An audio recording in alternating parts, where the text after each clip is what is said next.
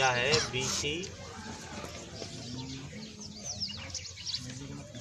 BC समांतर PQ, जिसमें AP बराबर 4 सेमी है और AQ 5 सेमी है और QC बराबर 2.5 सेमी है और PV का मान ज्ञात करना है।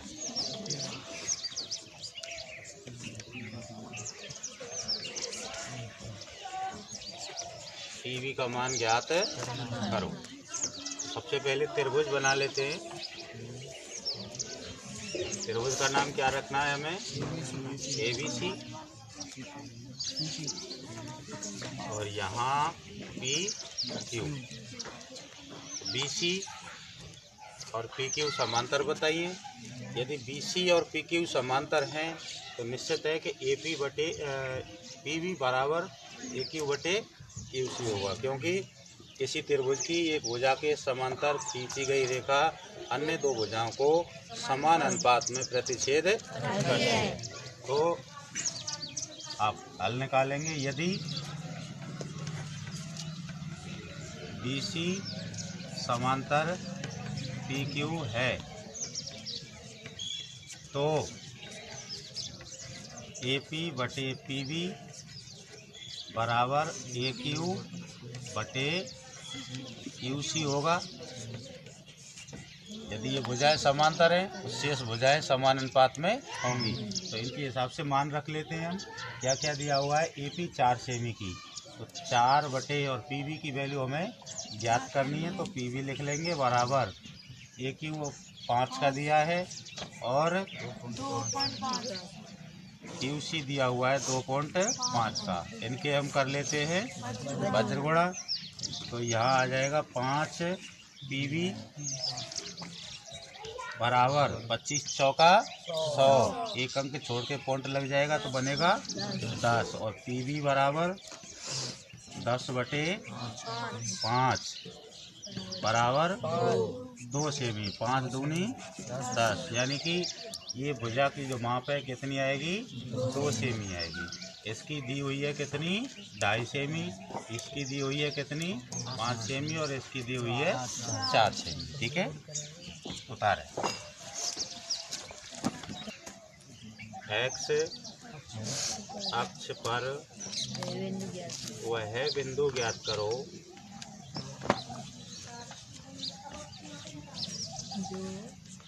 जो माइनस बिंदुओं -2, -2,3 और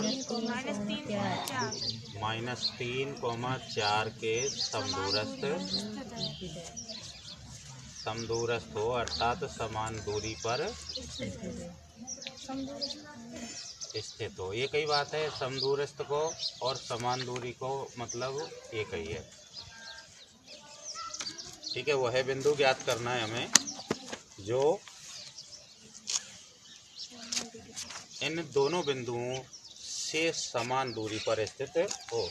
इसका एक कच्चा चित्र बनाएंगे हम। 2 तरह से बना सकते हैं। एक तो आप ऐसे बना सकते हैं सीधा, ठीक है। यहाँ इस कॉर्नर पे ये दोनों जो अंतः बिंदु हैं वो तो हो जाएंगे ये, और इनसे समान दूरी पर स्थित कोई बीच में ले लेंगे, यानी कि ये इसके बराबर समान दूरी पर रह जाएगा। यहाँ से जितनी दूरी यहाँ तक है उतनी दूरी यहाँ से यहाँ तक है। या फिर आप ऐसे ले लेंगे इनको, ऐसे, ये दोनों समान है। तो ये तो वो बिंदु है जो ज्ञात करना है हमें, और ये वो बिंदु है जो दिए हुए हैं। दोनों तरह से आकृति ले सकते हैं। ठीक है, माना यहाँ लिख लेते हैं आप P -2,3 और यहाँ लिख लेते हैं आप Q -3,4, है ना। और बीच में लिख देते हैं कोई एक अन्य बिंदु M, जिसके X और Y आपको ज्ञात करने हैं। ठीक है, X और Y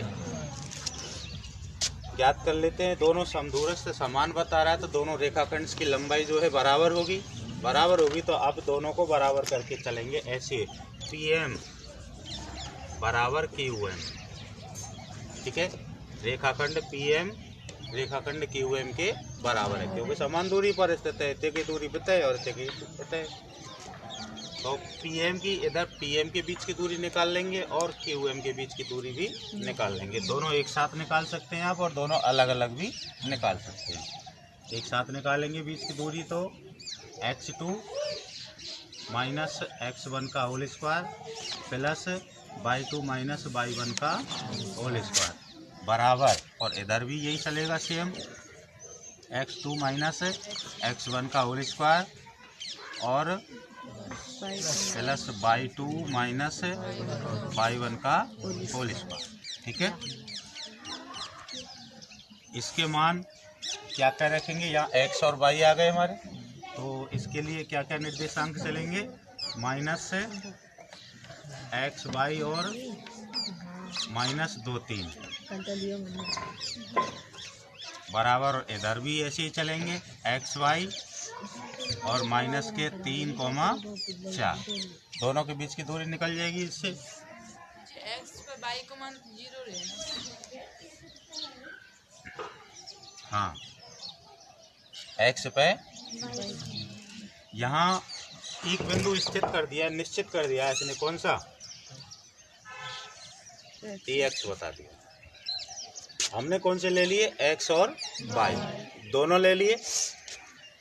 इनसे अगर हम सवाल को लेके चलेंगे, जैसे कि हम अपनी रूपरेखा बना रहे हैं, तो इनसे एक समीकरण बन के आएगा बस, यानी कि इनको जो संबंध है आपस में वो स्थापित होगा, इनको संबंध स्थापित होगा। जबकि हमारे लिए उसने एक विशेष कर दिया है, क्या, x अक्ष पर, यानी कि ग्राफ हमारी इस तरह से होती है, x अक्ष ये है, इस पर y की वैल्यू अगर हम बात करेंगे तो y इसके ऊपर y शून्य होती है, ठीक है। x अक्ष पर y तो होते ही नहीं है, तो क्या रखते हैं हम, 0, यानी कि x अक्ष पर y के जो निर्देशांक होंगे क्या होंगे वो।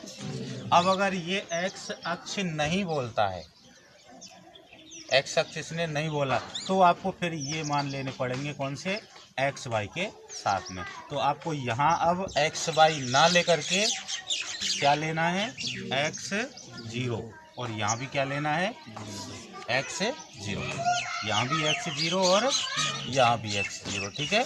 क्योंकि x अक्ष पे आप लिख सकते हैं शुरुआत में, यहाँ x अक्ष पर y के निर्देशांक कितने होते हैं, 0, ठीक है। तो हमारा जो मध्य बिंदु आ रहा है अलग से, वो किस मान को लेकर के चलेगा, x0 को लेकर चलेगा, ठीक है। रख लेते हैं यहाँ x2 माइनस x1, तो ये हो जाएगा -2 और -x का होल स्क्वायर। अब अगर इसको ऐसे ले लें, x + 2 भी कर सकते हैं इसको, x + 2 कैसे, क्योंकि इन्हें उल्टे सीधे करने से कोई फर्क नहीं पड़ता। अब कोई फर्क नहीं पड़ता तो हम माना कि इनको ऐसे ले लेते हैं, जिससे कि हमारी सर्वसंख्या सही से आ जाए, आपको सॉल्व करने में दिक्कत नहीं आवे। तो इसको हम लेंगे x1 माइनस x2 कर लेंगे, तो माइनस बीच में आ रहा है और माइनस ये भी आ रहा है, तो इकाई में बदल जाएगा, प्लस में बदल जाएगा, ठीक है। तो x माइनस और -2 का होल स्क्वायर प्लस 3 माइनस 0 कर लो, या 0 माइनस 3 कर लो, ये कई बात है।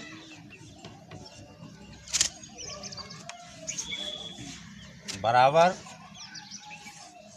इधर भी क्या चलेगा हमारा, x ये भी माइनस का है तो कई में चेंज हो जाएगा, ही प्लस में होगा, तो x + 3 का whole square plus x 0 minus 4 या 4 माइनस 0, ये कई बात है, ठीक है। अब इनका वर्ग करके हम क्या करेंगे, वर्ग करेंगे तो इनके ऋण के चिन्ह को हम हटा लेंगे, जाते आगे तक दिक्कत बार बार नहीं लगाना पड़े।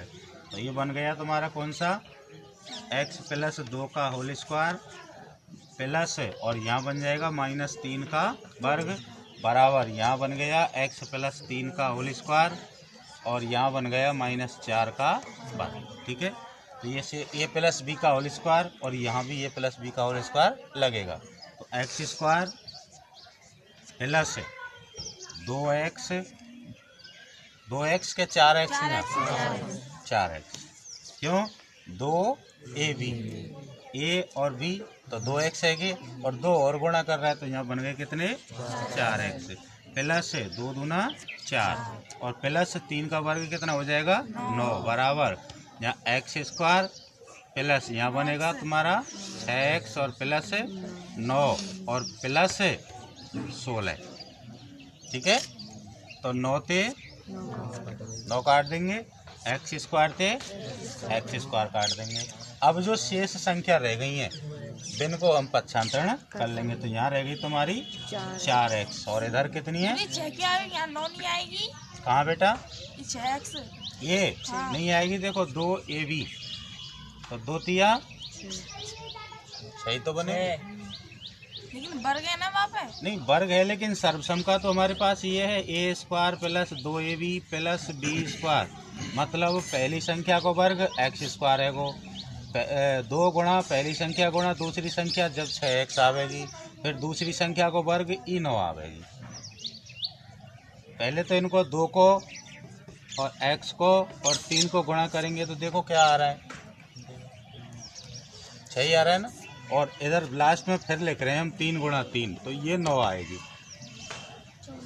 ठीक है। अब देखें इधर यहाँ कितने x हैं, ये 4x हैं और यहाँ कितने हैं 6x, तो आप चाहें तो 4x ने 6x की तरफ ले जा सकें। जैसे हमारी जो शेषफल बचेगा वो काय में बच जाएगा, प्लस को बच जाएगा। अभी काय को बचेगा, अगर हम 4x पहले लिखते हैं 6x को उठाकर लाते हैं तो काय को बचेगा माइनस को बचेगा, और अगर हम 4x को कम को ले जाएं तो प्लस को बच जाएगा। तो आप लिख सकते हैं ऐसे 6x माइनस 4x और 16 काय को है प्लस को 16 और 4 काय को जाके माइनस को 4 और बराबर में क्या रह जाएगी 0। तो 6 में से 4 गए तो 2x और क्या बच गए जहाँ 12 बच गए, प्लस के 12। अब हमें काय को मान ज्ञात करना है, x को बराबर 0, 2 कॉमन ले लेंगे हम तो यहाँ रह जाएगी x प्लस 6 बराबर 0 और x बराबर का रह जाएगी फिर माइनस के 6 रह जाएगी। x की वैल्यू का निकल आएगी माइनस के 6। समझ में आ गई कि ना आई बता लो। 2 और नेक्स्ट है cos a प्लस b बराबर 1/2 है, साइन a माइनस b बराबर 1/2 और cos a प्लस b बराबर 1/2 है। तो हमें a और b का मान ज्ञात करना है।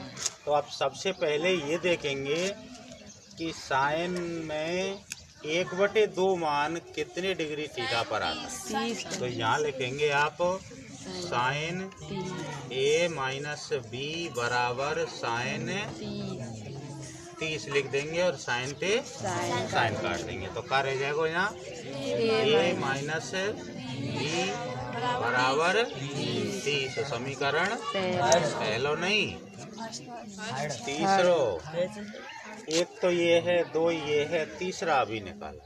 2 तो पहले से दे रखे हमें तो तीसरा हो गया। अब हम बात करेंगे cos a प्लस b बराबर, अब cos में 1/2 मान क्या साइड पे चलता है, कौन से कोण का मान है तो cos 60, ठीक है। तो cos थे यहाँ रह गई तुम्हारी a प्लस b बराबर 60 डिग्री। समीकरण नंबर 4। अब समीकरण 3 और 4 घटाएंगे कि जोड़ेंगे, आप चाहें तो घटा भी सकते हैं और चाहें तो जोड़ भी सकते हैं। बताएंगे a माइनस b बराबर 30, इसको आप जोड़ भी सकते हैं क्योंकि दोनों पदों के जो गुणांक हैं वो 1-1 है, ऊपर भी 1 है और नीचे भी 1 है, यहाँ भी 1 है और यहाँ भी 1 है, एक प्लस का है और एक माइनस का है। तो यहाँ आप जोड़ भी सकते हैं, जोड़ेंगे तो ये घट जाएंगे और घटाएंगे तो ये घट जाएंगे और ये जुड़ जाएंगे। कुछ भी कर सकते हैं। आप बताओ क्या करें, जोड़े के घटाएंगे? तो यहाँ लिख देंगे आप घटाने पर। घटाएंगे तो इसका चिन्ह माइनस हो जाएगा और इसका प्लस हो जाएगा और इसका ये दोनों घट जाएंगे। ये हो जाएंगी तुम्हारी 2 बी बराबर 60 में से 30 गए तो 30। अब बी बराबर ज्ञात करेंगे। 30 में 2 का भाग दे देंगे, कितनी बार? बी का मान कितना आ गया? अब आपको क्या करना है, बी का जो मान है समीकरण कहाँ रख देंगे? समीकरण 3 में रखने पर। समीकरण 3 क्या है हमारे पास? a माइनस बी बराबर 30। तो a माइनस और b की वैल्यू आई कितनी? 15 बराबर 30। तो a बराबर 30 और 15 स्थानांतरण करके जाएगा तो प्लस को 15। तो a बराबर 45 डिग्री। यानी कि यहाँ a की वैल्यू 45 डिग्री है और b की वैल्यू 15 डिग्री है। तब आपके ये मान है 1/2 साइन में 1/2 आते हैं और कॉस में भी 1/2 आता है। शिखर से पृथ्वी पर एक बिंदु का अवनमन कोण 30 डिग्री का है, तो बिंदु की मीनार के आधार से दूरी क्या होगी? ये जमीन है, यहाँ एक कोई बिंदु है, ये मीनार है जिसकी लंबाई है 10 मीटर।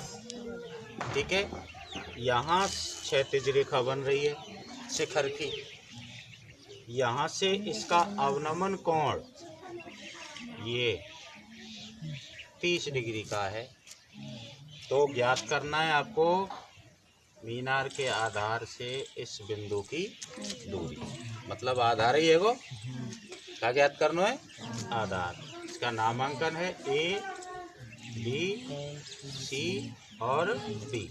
तो यहाँ आप लिख सकते हैं कोण A, B, C बराबर कोण BCD, एकांतर कोण। एकांतर कोण तो कै डिग्री के हो जाएंगे ये? तो कोण BCD बराबर 30 डिग्री को हो जाएगा। जब ये 30 को है तो ये 30 को हो जाएगा।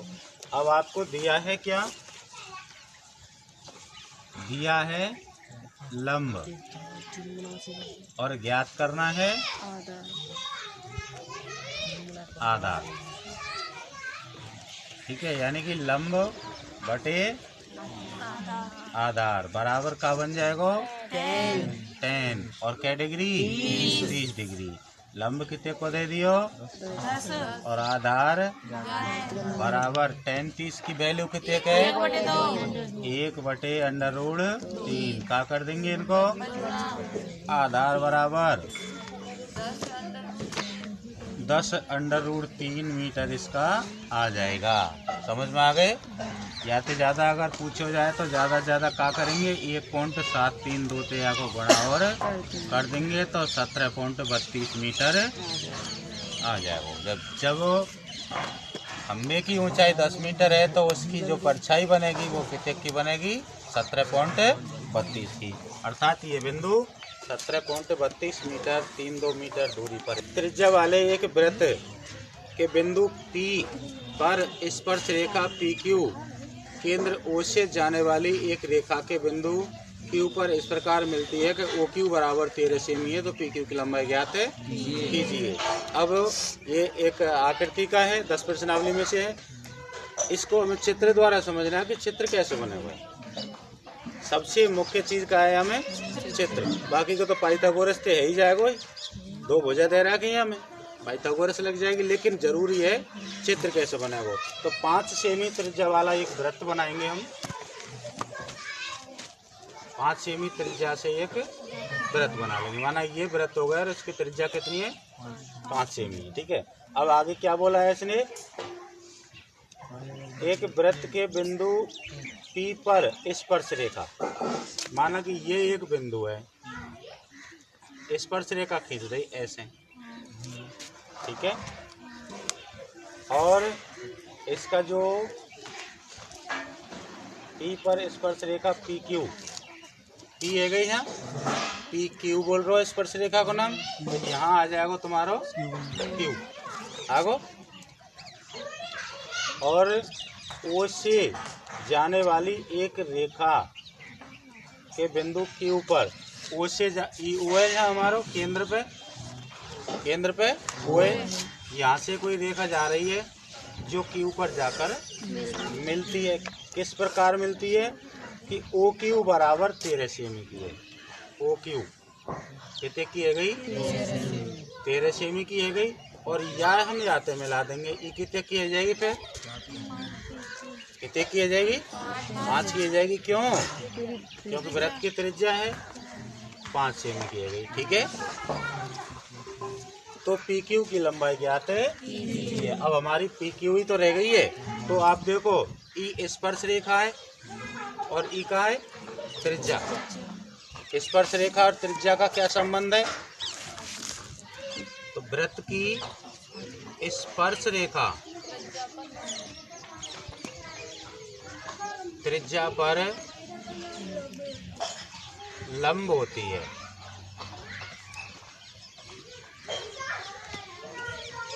समझ में आ गए ना? तो इस प्रकार त्रिभुज पी ओ क्यू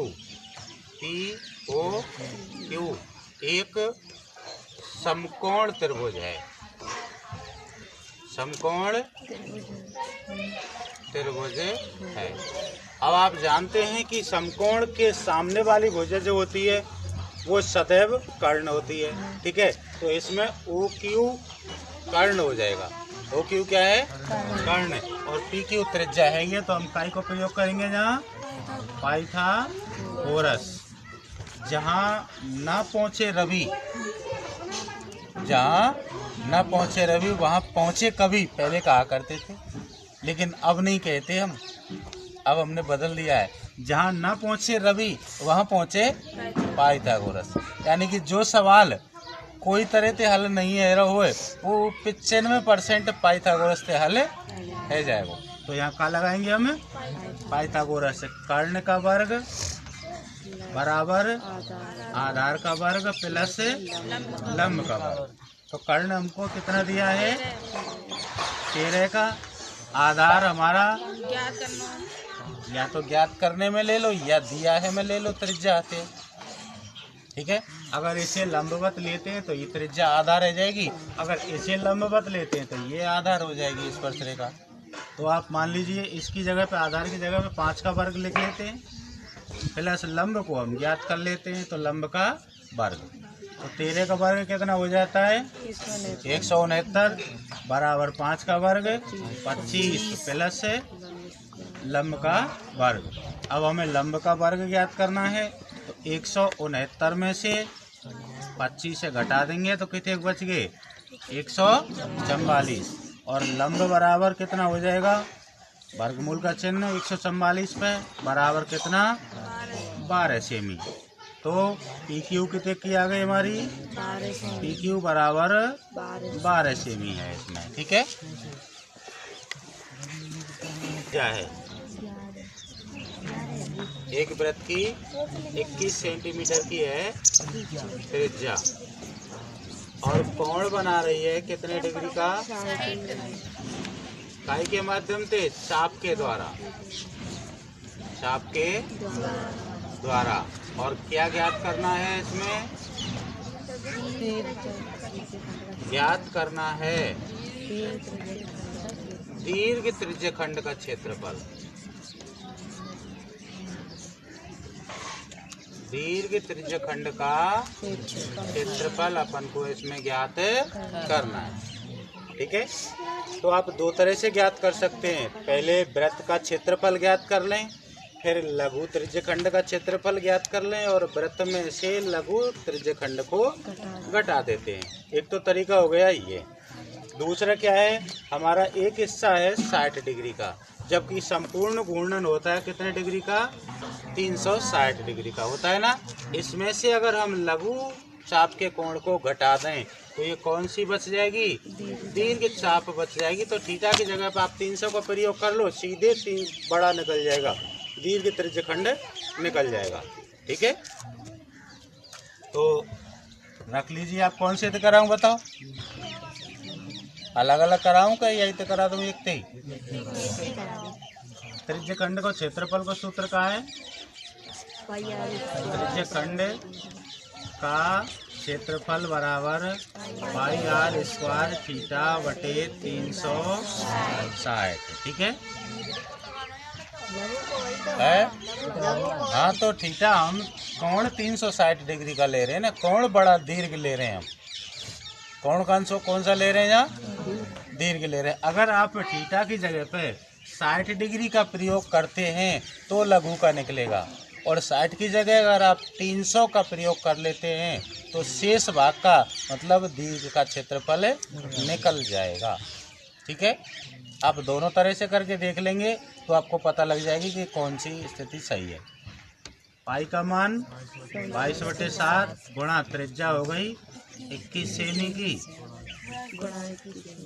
गुणा हम कितना रख रहे हैं? यहाँ 300 रख रहे हैं, ना कि 60, और बटे 360। तो 0 थे 0, 6 से काट लेंगे इसको, 6 पन 30 और 6 चंग 36 कट गया।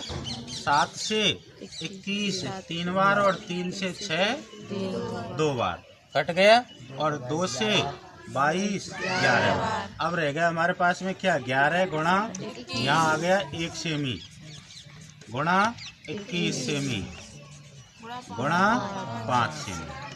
सेमी नहीं है वहाँ, यही रह गए ना, तो 11 एकम 11 और 11 गुणा 21 करेंगे तो आ जाएगा 231। देखो 11 एकम 11 हासिल 1, 11 गुना 22 और 1 23, 231 आ गो। सेमी गुणा सेमी करेंगे तो सेमी गुणा 5 और रह गया है, तो 5 एकम 5, 5 तिया 13 और 5 दूनी 10 और 1 11 वर्ग सेमी। ठीक है।